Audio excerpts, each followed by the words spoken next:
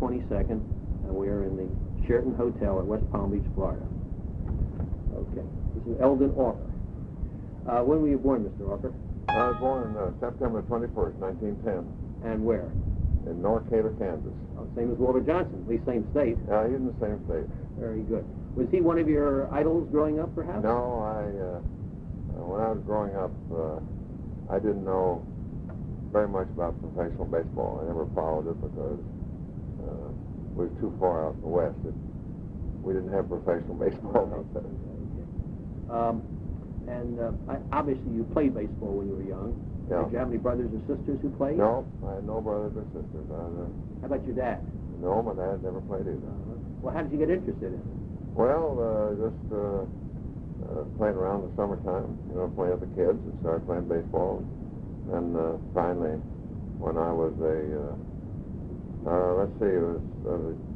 junior in high school, the town team asked me to come out and work out with them, which I did, and we had a town team, just picked up town team, and so I joined them. And you played other towns? And we played other towns, little small towns around the country. Were you always a pitcher? Yeah, I played first base when I went pitching. And when did you develop the underhand? When I joined, when I first started playing any kind of baseball was in college. Where did you go to college? Kansas State University.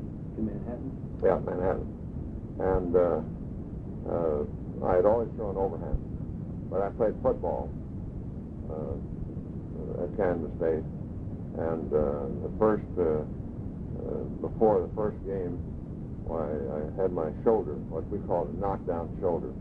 I think today it'd be a separation, but they just called it knockdown then. And then later on, I had a similar problem. And when I had finished school, I was throwing sidearm. And when the Tigers signed it, I was throwing sidearm. And when I went to Detroit, right after I graduated on June the 1st, they sent me, I was up there about 10 days in Detroit, pitching batting practice, and they sent me down to Decatur in the 3I League. And there was a manager down there, Bob Coleman, who was quite well known in the minor leagues as a manager. He was a great guy for young kids, And he watched me throw batting practice when I got there, and he said to me, Elden, if you're going to pitch in the major leagues, you've got to get the ball over the plate. And he said most sidearmers have trouble hitting that 17-inch target from 60 feet and 6 inches. And he said, I would like to see you throw directly underhand so you line up with the plate. He said, when you're throwing out to the side, he said, you're cutting at that plate, throwing the plate at an angle. And he said, I'd like to see you throw directly underhand and line up with the plate. He said, I think you'd have better control. He said, you've got a good fastball and a good curveball. And he said, there was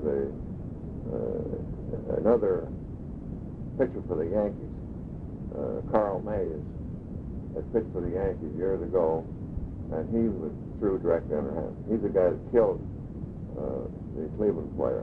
He hit him in the head. Ray Chapman. Yeah, Ray Chapman, I guess. And so I'd never heard of him or anything like that. So I pitched batting practice for 4 or 5 days, and Quincy was leading the league. And they were coming to town, and Bob said to me, he said, Elden, he said, you're going to pitch the game against Quincy.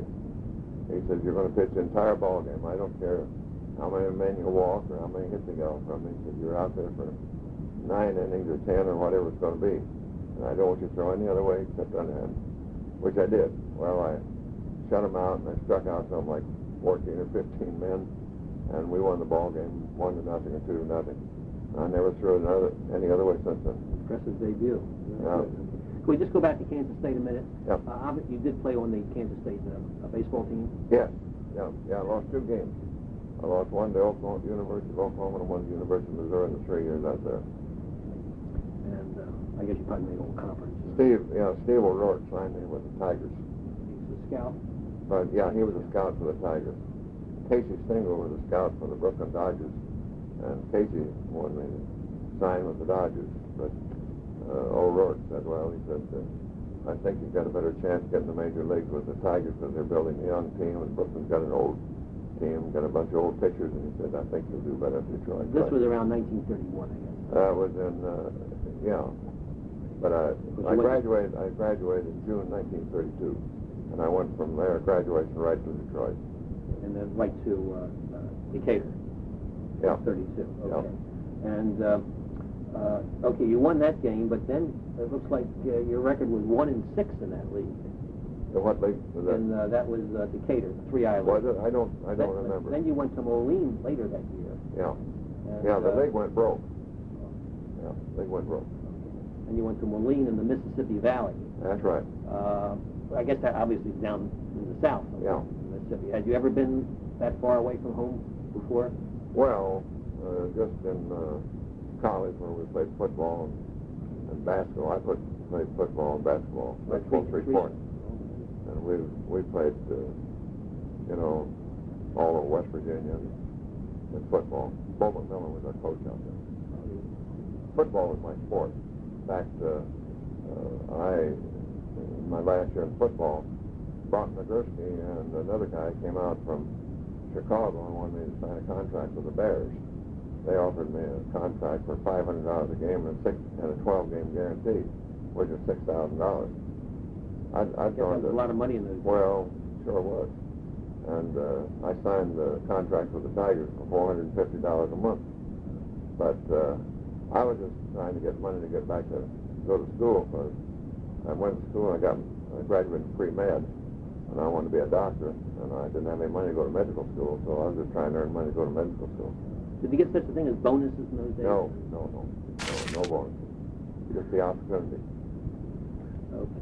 Okay, so after that, then the next year, 1933, you went to Beaumont in the Texas League. Yeah. Right. Who was the manager there?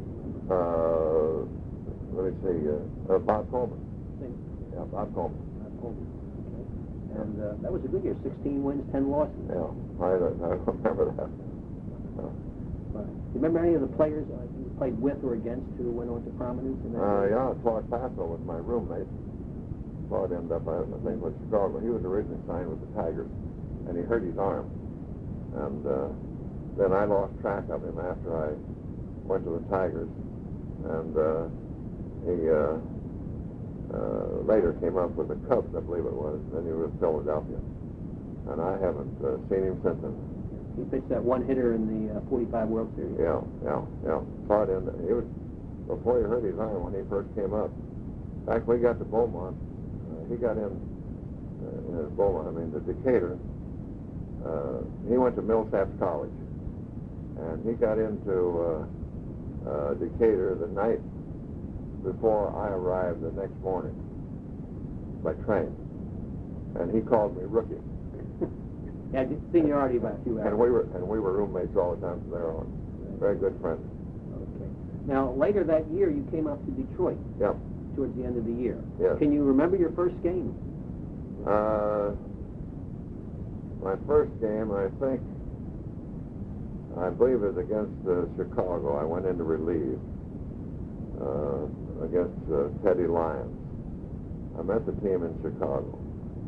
And I believe the day I arrived, they sent me to the bullpen. And I went in to relieve somewhere in about the third or fourth inning. And that was my first. Now, when you arrived in the major leagues, were you the only submariner Yes. at that time? Yeah. During your career, were there any others while you were playing? No, not directly. So you were very unique. Yeah, they've been Quinsbury was close to it. But that was well after. That was a long time afterwards, yeah. Right, okay. So that first year you came up 3-3. 3 wins, 3 losses. Yeah. Okay. I don't remember those records. Okay, right. Then the next Too year, long ago. 1934, that was a good year. Yeah. 15 wins, 7 losses. Yeah. We won the pennant that year. You want to tell us, you played for some well-known players. Yeah. Some well-known players. Well, like Steve O'Rourke said, Detroit Tigers was building the ball club. 33 was Bucky Harris was the manager, and that was the year that when I came up, Greenberg came up, Schoolboy Rowe, Gerald Walker, Pete Fox, JoJo White. I believe Marvin Owen, if I'm not mistaken. And we all came up the same year. And then Cochran came over at the beginning of the 34 season from Philadelphia. And when we were in spring training in Lakeland, that was our first year in Lakeland, why Cochran started talking to us about winning a pennant. Cochran was the manager. Yeah, and a catcher. Playing that. Yeah, playing manager. And of course, none of us ever been in the World Series or ever thought about anything like that, but he talked us into it, so we won the pennant. And how about that pennant race? Was there any? Did you wasn't going away, or was it? No, it was with fighting the Yankees. Yeah, we won it. I forgot. It was a pennant race in the National League. We had won the pennant about 10 days before, 8 or 10 days before the season was over. And that was the year that the Giants were leading the league, and they went into the last series against Brooklyn. And the Cardinals were 4 games behind. Well, they were 3 games behind. And anyway, the Giants went into Brooklyn, and Brooklyn beat them all 4 games. And it ended up with the Cardinals, the Gas House gang, winning the pennant. We were upset about that because we thought we were going to go to New York for the series and play on the Polo Grounds, where we'd have gotten more money. You know, it's been a better series, more money series. Was that the year that Bill Terry made the comment, "Is Brooklyn still in the league?" That's right. That's right. Probably cost them the pennant. Yeah, but it cost them the pennant. That's right. And the Cardinals won it. Then I pitched a game in Chicago. I mean, in St. Louis. I beat them there, and beat Carlton. And then I started the game, the last game. We went to a 7-game series, and then I started the 7th game against Dizzy Dean, and that's the one he shut us out. They beat us 11-0, I think it was. Was that the series that the Dean, his brother and him and Dizzy both won 2 games? Yes, that's right. That's the year. And that was the year. Tell us about the Joe Medwick incident late in that game. Well, that had a lot. They made a lot out of it. But what happened was there was a play at third base, and Medwick went in to Marvin Owen, and I guess Marvin thought he came in a little high. He hit his foot went up and hit him in the shoulder and tore his shirt. And Marvin took the ball and started to stuff it down his neck, I guess. And they got into a little scuffle. Well, they were separated. It didn't mean anything. It's a good thing, because Medwick would have killed Marvin Owen. Marvin Owen wasn't he was a tall, skinny kid, you know, and he was not a fighter. But what had happened was that the people in Detroit were all really up for that series. Detroit had been in the doldrums during the Depression. When I went there in 1933, people were lined up for soup lines, you know, trying to get something to eat. And the guys working on the lines and boards, General Motors making, I think, 25 cents an hour. And the Tigers hadn't been doing very well the year before. Bucky Harris had been there. And we finished 6th or 7th or something like that. But anyway, when we won the pennant, why, the town just absolutely went crazy. And it brought them up. It just woke up Detroit. And then when we played the Cardinals, why, we were just supposed to win it. I just assumed we were going to win the series. And so did Detroit. Well, we fooled around and got into 7 games, got into the 7th game, and the people had been waiting outside to buy a ticket for the 7th game, and some of them had been out there all night long, you know. And they had their breakfast with them and their lunches and so on. and cushions and everything else. And when they finally got in the ballpark, started the ball game, they were really, the excitement was really high. Well, when this incident took place at third base, the fight started. Medwick, after the fight started, go out in left field. Well, the people were so upset at it because he was picking on our third baseman that the people started throwing stuff at him that they brought out to eat. You know, bananas and sandwiches, and they were throwing everything at him. And so finally, Judge Landis was there, and he finally got out of his seat and came out, and he had to go out and take Medwick out of the game.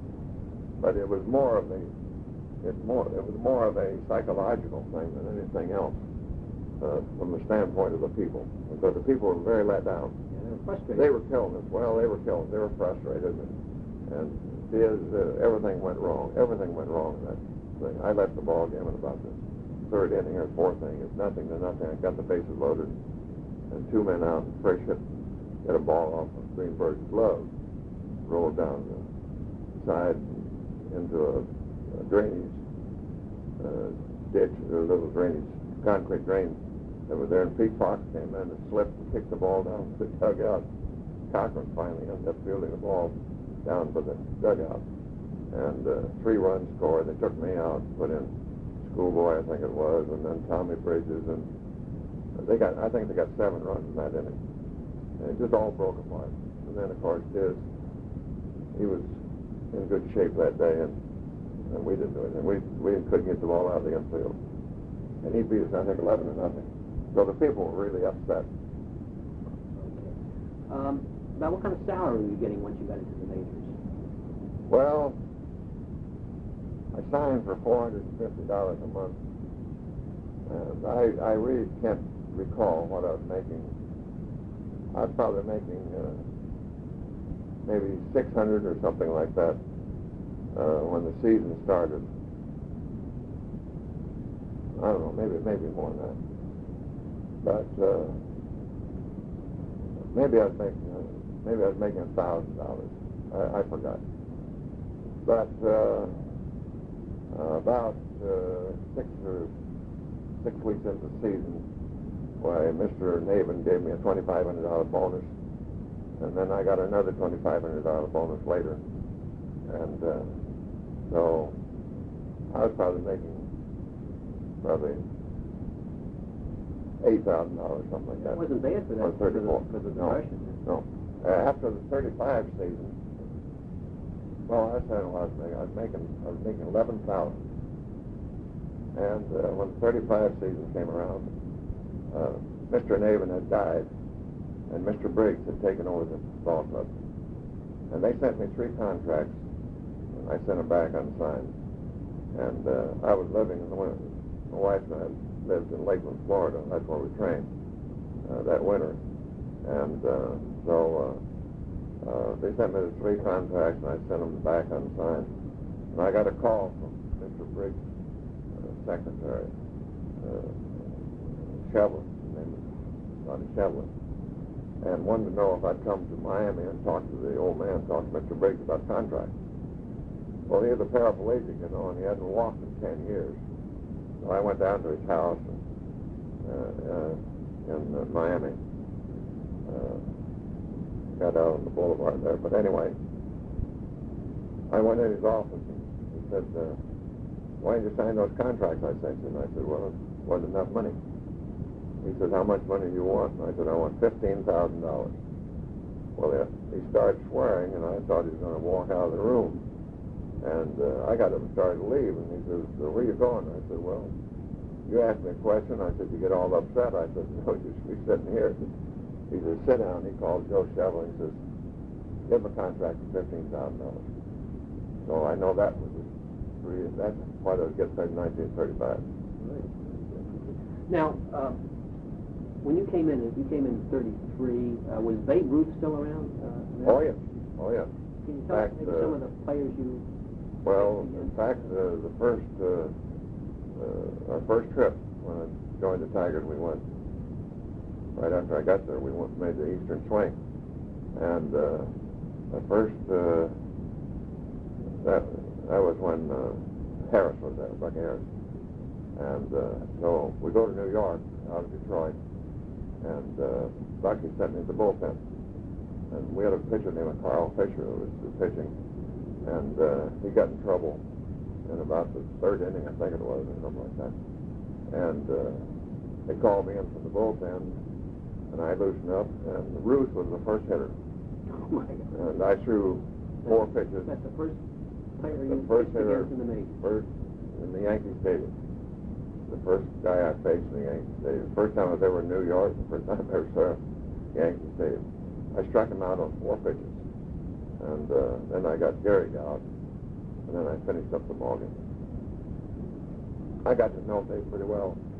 I used to play golf with him in Florida. We had a bunch of guys that played down here, Dizzy Dean and Wes Farrell and Mickey Cochran and a bunch of us.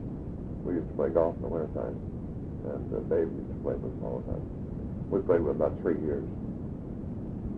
But, Okay, so now next year, 1935, you earned your money. 18 wins, 7 losses. yeah, Best percentage in the league. yeah, that's right. And did you have a pennant race that year? Pardon? Was there a pennant race that year, or Detroit won? Well, the we American? won the pennant and won the World Championship that year. Yeah, well, I mean, but was it a close race? Was it a close pennant race? No, well, we were fighting the Yankees. I forgot when we won it. We won it plenty of time, though. I think we won about a week or 10 days before. Right. I don't remember exactly what it was. You want to tell us about the World Series that year? Hey, what? Tell us about the World Series, 35. Yeah, well, that's, we played the Cubs. And we opened up 2 games in Detroit. And I think we won 1 and lost 1, if I'm not mistaken.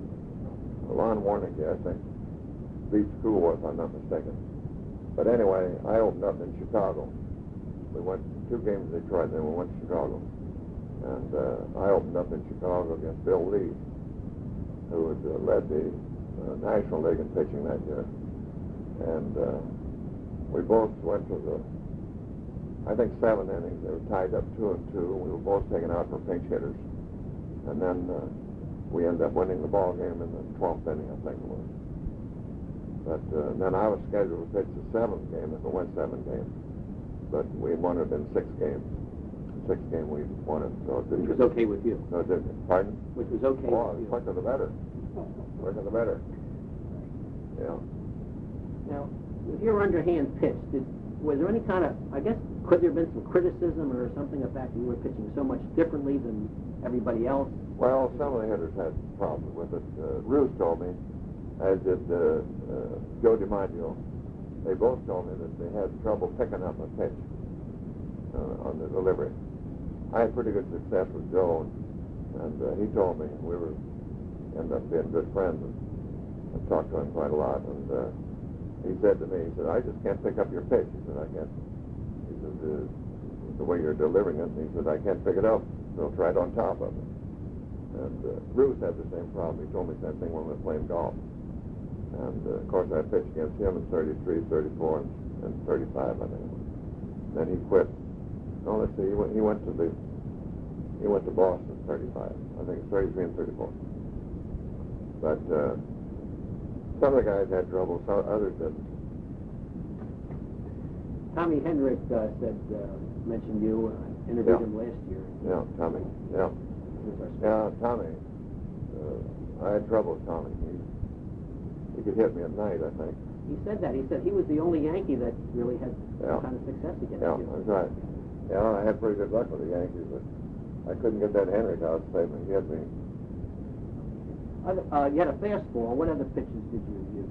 A curveball and screwball. Yeah. Do you have any problem with umpires? With umpires? No. We had good umpires. No, we had a lot of good umpires in the league. No, I never had trouble with the umpires. Who are some of the better umpires?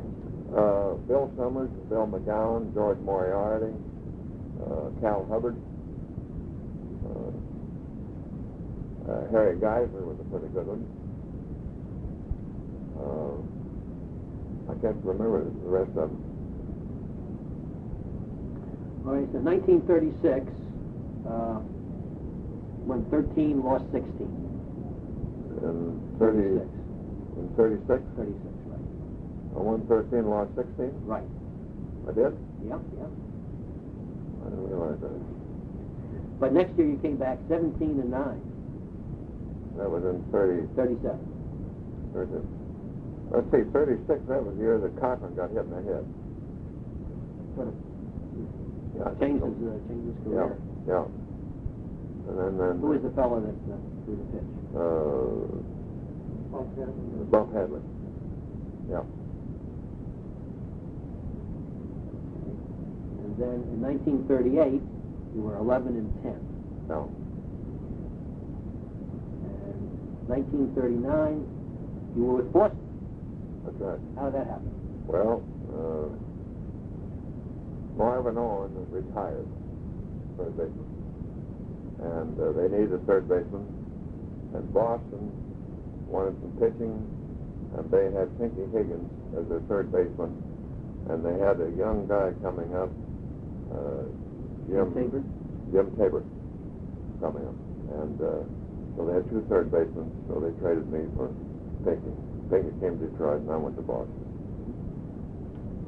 That was a bad year for me. Oh, too bad. 9 and 10.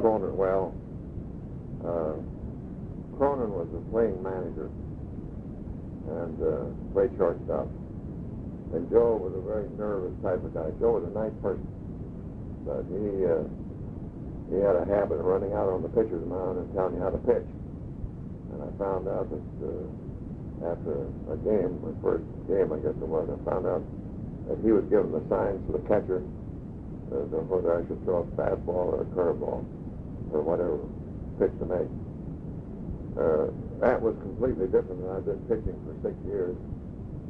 Mickey Cochran had this philosophy. He told us that, he said, look, I'm the manager and I'm the catcher, but he said, when you're on that pitcher's mound, he said, it's your ball game. And he said, don't you ever throw a pitch to me that you don't want to throw. He said, you shake me off anytime you want. If they hit it out of the ballpark, it's your fault. If they strike out, well, he said, that's my fault. But he said, don't you ever throw something you don't want to throw. Well, I went over to Boston, and that's the way I worked. I've been in the league for 6 years, and been fairly successful. And I got over there in Boston, and Joe, he didn't mean anything by it. He didn't aim to get you upset, but he kept running in from the shortstop, and he'd run out and pick up the rosin bag, and he'd say, make him hit the fastball, make him hit the curveball, keep the ball down on him, pitch him inside, pitch him outside. And about the third game, he had me absolutely crazy. And I was working a ball game against the Yankees, against Gomez, about the third inning, and he'd been out there. Joe had been on the mound more than I was, practically. And when he came in this time, I was so upset. Joe come running in. Before he got there, I said, here, Joe, I said, you take the ball, you pitch, and I'll play shortstop. How about that? I never pitched again for 27 days. I probably should have talked to Joe and kind of got things straightened out. But he had the other pitchers the same way. Everybody but Lefty Grove. Lefty Grove, when Cronin started for the mound, Grove would walk for the dugout. He wouldn't even talk to him. But we had Jack Wilson and Fritz Miller. Some of the guys, I've seen Jack Wilson walk off the mound crying. He was a good pitcher. But Joe just couldn't help it. He thought he was just trying to help me, He wanted to do this.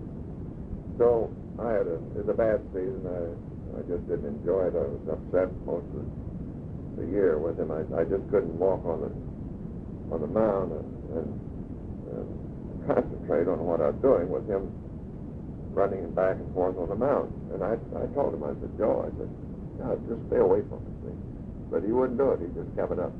So when the season was over, when Mr. Auker called me and he said, Elden, he said, we want to sign you up for next year before the season, so we don't have to maybe any letters. And again, Eddie Collins, the general manager. I said, well, Mr. Auker, I said, you don't want me here next year. I can't do you any good. I said, be wasting your money and my time. And I said, you just signed Joe Cronin to a 5-year contract. And I said, I just can't pitch one. So I said, I just want to be truthful with you. I'm not going to tell you that I'd like to play in Boston, but I can't play with Joe managing the ball club. And so I said, you can either trade me, sell me, or I'll quit. Well, I got a call from Fred Haney over in St. Louis, who was the manager of St. Louis Browns. Fred called me about 3 weeks later, and he said, I just talked to Tom. He said, I have a permission to talk to you. He said, would you pitch for me over here? I said, I'll pitch for anybody. Let me pitch the ball game. He said, you come over and you pitch the ball game. So I went to St. Louis in 1940. And I won 16 ball games that year, I think. Right, 16 and 11. If you look up your records, you'll also find that the Boston Red Sox finished in 4th place, 8 games out of 1st. It might have made a difference. So it might have made a difference if Joe had stayed off the pitcher's mound. Right. But he couldn't stay off. Going back to Boston a minute, did Ted Williams come up? That was his first year. And what was His first year up. what was your impression or the team's impression? Well, he'd just broken all the records in the American Association history, I think, when he came up there. He had a wonderful year in Minneapolis. And so he came down there with a lot of statistics behind him, and he could hit that ball, which he could. And he was just a young kid. He just turned 20, I think. And he didn't smoke, didn't drink, and he was just a big kid, liked to drink Coca-Cola and make a lot of noise and swing that bat.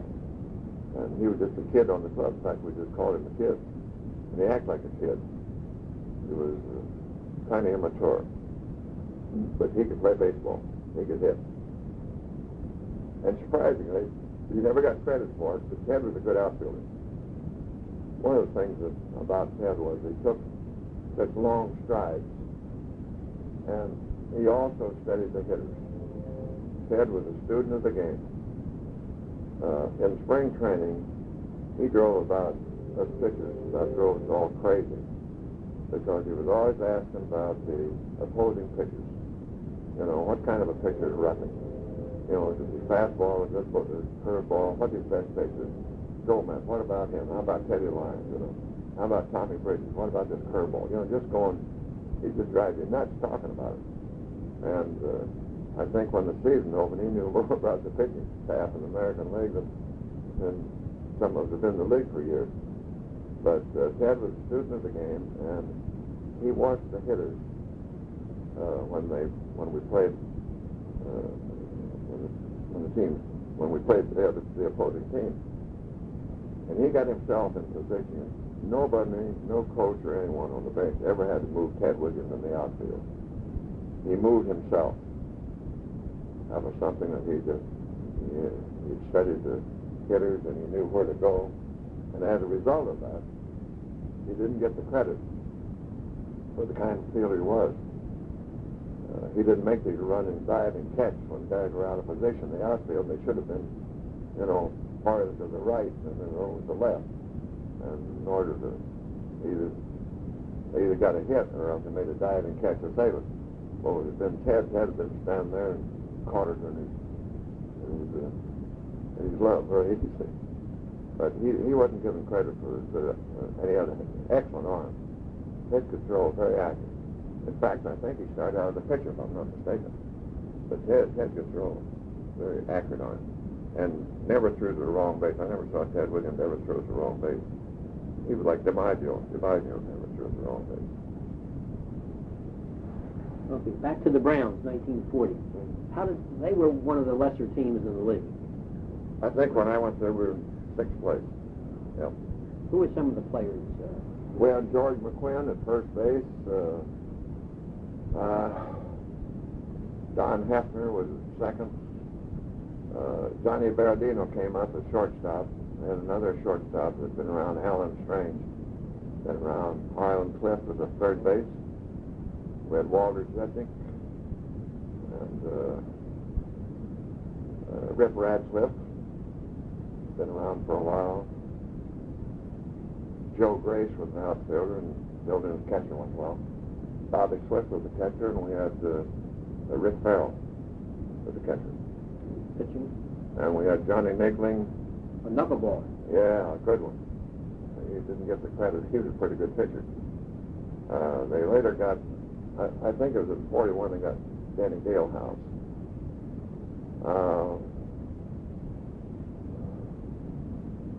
Bob Moncrief and Bob Harris. And I can't think of the other guy's name. Johnny Allen joined us from Cleveland. He came over. Okay, then in 1941, you were 14 wins and 15 losses with the Browns. And 1942, 14 and 13. Now, that was your last year in the majors. Yep. Were you involved with the service? I mean, did they draft? No. In the winter of 1938, I stayed in Detroit. I didn't go down south. And I went to work for a company. I got to thinking I wasn't going back to medical school, and I didn't know what I was really going to do when I quit ducking the line drives. And so I wanted to get into something, business. And so I got in, I went with a company called Midwest Abrasive Company. They made bonded abrasives. And that was 1938, and I worked in the plant in the wintertime to kind of learn the business. And in 1939, I started working in the engineering department. And in 40, I started working on anti-aircraft guns. The war was warming up, you know, and our planes were all armed with 75 caliber machine guns, and the Germans were arming theirs with these 20 millimeter cannons. And also the Navy, the smallest anti-aircraft gun, they had the old philosophy of bombing, was when the plane would drop bombs from a high altitude. And the Germans were doing this dive bombing, running into the planes and dropping their bombs. And we didn't have anything but a 3-inch gun, which was hard to maneuver. So we come up with a 40 millimeter gun, which was a Gatling type gun, and that took care of the dive bombers. That was a very an attacking plane. That was devastating. So it fired just like a machine gun, but it was built like a Gatling gun. And then we armed all of our planes, all of our fighters, with 20 millimeters. And I started on that program in the winter of 1940. And when the winter of 1942 rolled around, why, I was working with 27 gun arsenals over the United States and Canada. And so when the 42 season was over, why, I said, look, I wasn't eligible for the draft. I was married, had a child, I was 32 years old. And so we were in the war effort right up to our ears. And so I stayed on this job. I told St. Louis I was going to retire. I quit after 42 seasons.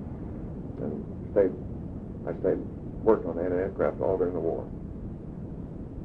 Very successful. Then, well, when the war was over, then I went into business in Detroit with the company. And then I joined another company later and was regional manager for them. And then in 1953, they wanted to go down east to Westboro, Massachusetts to take over as general sales manager, which I did. And then I was vice president of marketing for several years. And then my last 8 years in business before I retired, I was president of the company. The last 8 years. We ended up as the second largest in the business. Did you still keep your home in Florida, or are you...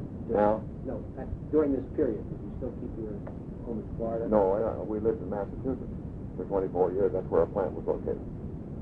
And we lived there, but we had plants in Canada and California and Denmark and Luxembourg and Sheldon, England. And I was all over, but we lived in Westboro, Mass. That's where our headquarters were. Throughout your baseball career, what would you call your biggest thrill in baseball? Oh, I don't know. it's, I guess probably, the biggest thrill, I think, was when we won the pennant the first year. Not from an individual standpoint.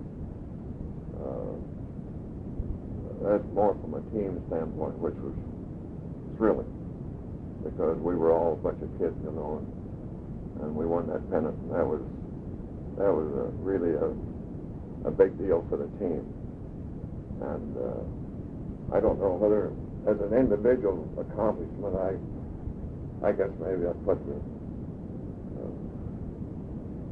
I don't know, maybe, I think if the records show that on September the 21st, I think in 1934, I believe,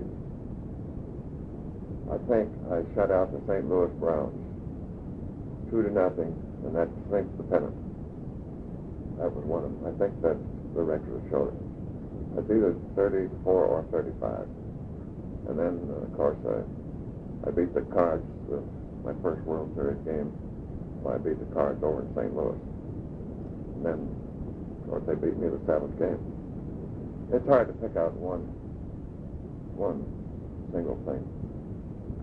Do you keep in touch with any of the ex-players? Are there any still around there? Oh, yeah. I keep in touch. Ted Williams, I'm very close to Ted. He lives over on the other coast of Florida. And I go and see him right along. And we've been on 2 or 3 deals together. We went in New York together here last summer. And he came down for opening day of the Dodgers. Came down here. Tom Lazard and I was with him, and then we flew him back home. And I'm close to Tommy Lazard, and Tommy and I are very good friends. Of course, we never played together, but with his with the Dodgers in Zero Beach, I got acquainted with him. But there's only, I keep in touch with only ones that are alive. In our 35 World You're not Series. ready for this one. Well, 35 World Series, they're champions. There are only 4 of us alive. And, who else? Well, we had a left-handed pitcher, relief pitcher named Hodgson, Chief Hodgson. He's out in Kansas. He's in a rest home, and he weighs about 135 pounds now, and he has Alzheimer's disease. And Billy Rogel was our shortstop. He's in Detroit, and he's in a rest home. He's 95. Ray Hayworth is in North Carolina, and I keep in touch with Ray and Billy by telephone. And Ray was my first catcher in the major leagues, and he's in a rest home, and he's 96. And then an interesting thing about Ray Hayworth, his grandson is J.D. Hayworth, who is the United States representative from the 6th District of Arizona, and he's in Washington.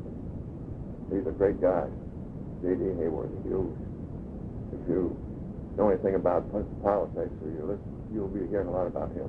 Okay, we'll keep that. He's great. Well, he's the Ray Hayworth grandson. Okay. How is baseball different today than when you played it? What do you think the major difference? Oh, there's been a lot of changes made. I think the biggest change that I see is probably in the way the pitchers are handled. I won, I think, 130 ball games, something like that. 131, I think, counting World Series. And I pitched, I think, about 126, 127 complete ball games. And that's something that has changed completely.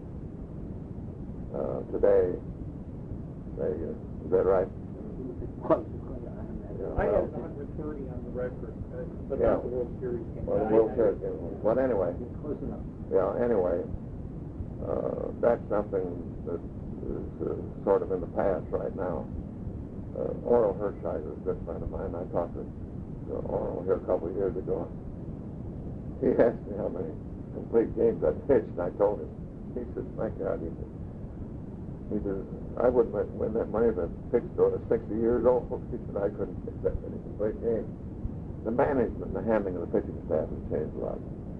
Because Mr. Navin, when I came up with the Tigers, Mr. Navin said, look, he said, we're bringing you up here as a starting pitcher. And he said, when you walk around out on that mound, he said, I expect you to pitch the entire ball game. He said, with 9 innings, 10 innings, or what? He said, I don't have much money. He said, I can't afford to pay you to start a game and have 2 or 3 other guys pay them to finish it. So he said, when you go out there, I want you to pitch 9 innings. That was his philosophy, and that was my philosophy. So I tried my best. Lots of times I didn't finish. But it's not necessarily a good thing or a bad thing, because I can remember when Whitey Ford used to get criticized for not completing any games. He would leave right now if he were pitching his totals. I was just wondering, I mean, is that really a good thing or bad thing? I mean, did it make your arm more sore to have to pitch those extra innings? Or? I never had a sore arm in my life. A lefty throw was probably the epitome that of pitchers that proves that throwing does not hurt your arm. You keep that arm in shape. Of course, the most important thing, keep your legs in shape. This is what I think's wrong today. One of the big things is these kids are having these pulled groins. I saw something the other day. This young Hercall, I think it is, a young shortstop with the Braves, 19 years.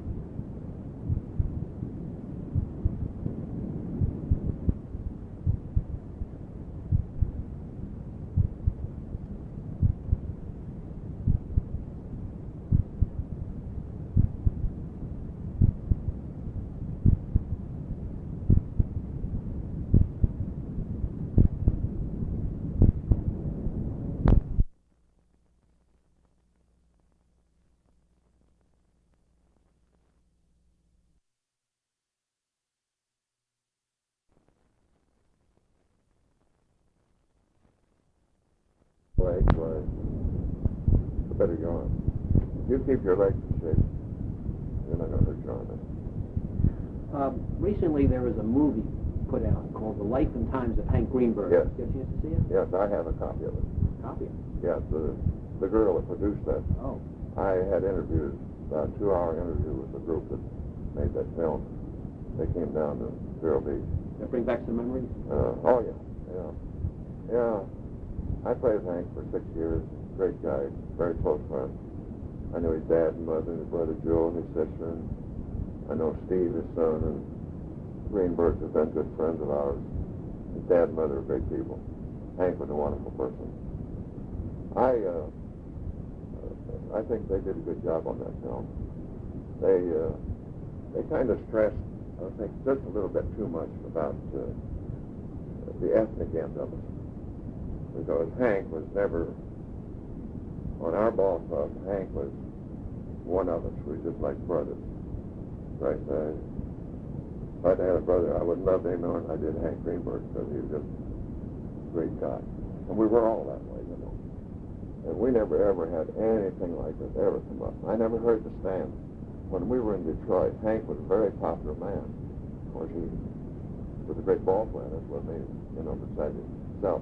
Hank was a real gentleman, and everybody loved Hank. And I don't think I ever heard anyone in Detroit ever say a detrimental word about Hank Greenberg. And I think the film played it up just a little bit too strong. You know, Steve sent me some clippings from after they showed it in New York, from the newspaper clippings, and one of them said. Hank Greenberg played for himself and for the team and for the Jewish people. And maybe he did. But when he was playing, why, he was just, he didn't think it no more than I thought with my background as German that I played for the German people, you know. But I know that on one occasion, I forgot what holiday it was, I was pitching against Boston, and it was, I forgot what it was, question whether Hank was going to play or not. Either Yom Kippur or Rosh Hashanah. Whatever it was. I forgot what year it was. Anyway, he decided to play. It was 35, and he didn't take batting practice. But I remember that day very well, because I pitched the ball game against Boston. I shut him out. We beat him 2-0. Hank Greenberg hit 2 home runs. I remember that day very well. His son is a baseball official, isn't he? Steve, well, he was the assistant commissioner, but he's out of it now. He's in and some kind of TV work. Done very well, understood. Now, I understand you had a part to play in the last game at Tiger Stadium last year. Yes. Tell us about Well, I was invited up along with 65 other Tigers, and it was the closing of the stadium, and they had the closing ceremony was they took the flag from center field, and all the players lined up from center field to home plate, and they passed the flag one from the other. They took the flag down for the last time, and they passed the home plate, and I was the last one to receive it. And then I gave a little talk. They asked me to give a talk. Was it planned that you would be the last one? Yes. And then I presented the flag to Brad Osmus, who was the captain of the Tigers, this year's Tigers, and catcher. And I told him that, well, my speech was, ended up that he was to keep the flag until we opened up the new ballpark at Comerica Park. And so that was the last thing that took place. And after my speech, then he gave a little talk, and then Ernie Harwell come on and had closed the park. And this year, when they opened this year, Johnny McHale called me and told me he wanted me to come up. And they asked myself and